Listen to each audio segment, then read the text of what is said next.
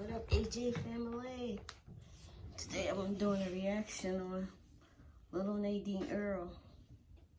This is about a little girl who was 4 years old in 1933 who died of inferia.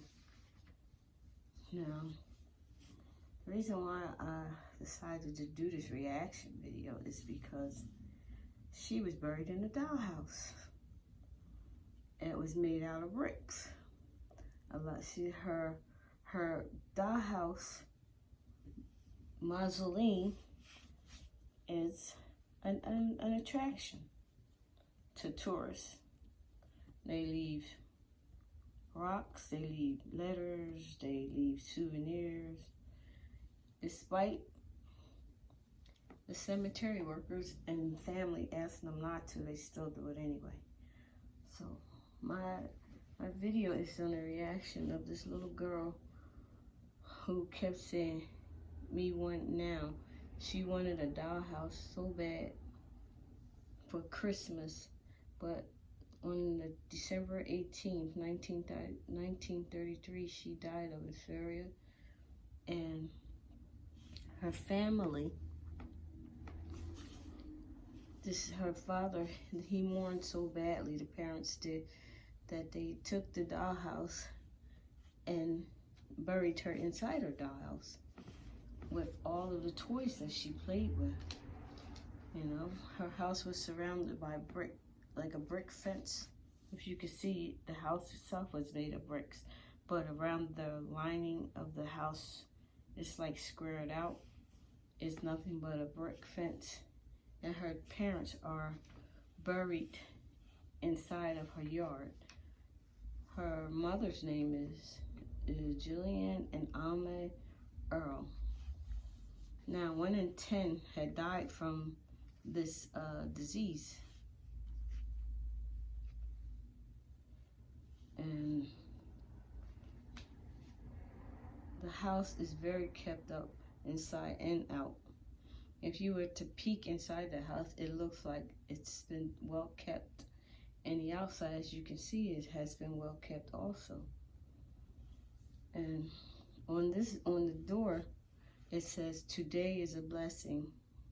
Sometimes parents whose child had passed away, they leave a letter or something telling the little girl that, you know, look out for whoever the kid had passed away, or an angel has gotten their wings of some sort, just like the little girl did. You know, but on her grave, the script that they put on there, they made sure they put the words, "Me want it now," because she kept saying she was only 4 years old, so she wanted a dollhouse. That's all she kept saying she wanted, was a dollhouse. But what really took me out is that Ripley's Believe It or Not also had tried to say that it's a weird thing to do for a parent who took and made a dollhouse and put the child's burial inside the dollhouse. But when you're a grieving parent, you're not worried about what other people think. You just do it. You know what I mean? Your heart is broken. You need to come somewhere where you know that your child's grave isn't going to be disturbed, and that you can come there whenever you need to come, when you feel the need to go and visit your loved one, you know.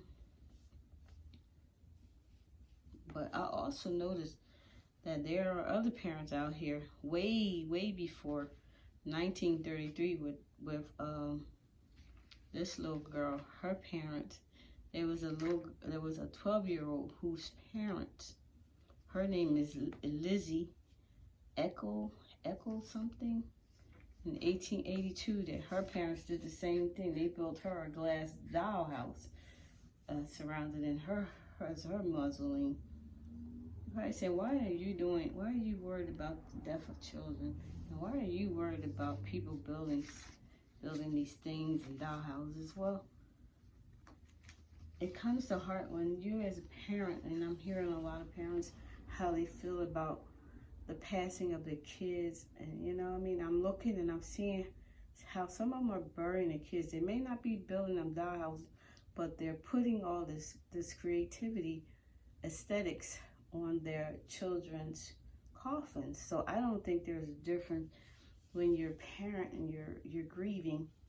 You know, the last thing you worried about is what someone thinks and how they escalate with how they're going to bury their kid. So that's why I did it. Because a lot, I'm like hearing about what's going on now with this virus and how so many parents don't even know that some of the childhood diseases that way back in 1880 something, those diseases are now current diseases that they have given like medicine, and they created medicine to kill those diseases so that you wouldn't lose your loved one. But now we're so worried about what we're going to get, how we're going to get it, some of us, that you're not even seeing the big picture. The big picture is way back in the 19th century. They didn't have any kind of medicine that would help them with the basics. Some they call unknown, stillborn, bronchitis, consumption. Some people think consumption means food, but consumption doesn't mean that. Consumption means something totally different. You know, it's the back of TB, tuberculosis. They didn't have no medicine for tuberculosis, you know, or dropsy. Some people don't even know what dropsy is. Dropsy can be health conditions, kidneys, heart disease, malnutrition, pregnancy, chronic lung disease, all these things they call dropsy, you know.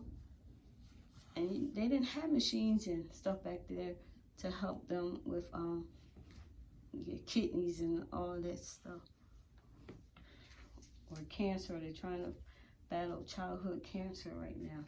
You know, they didn't have all that stuff. But we have the necessities, and we don't even see how blessed we are now, because back then they didn't have none of that.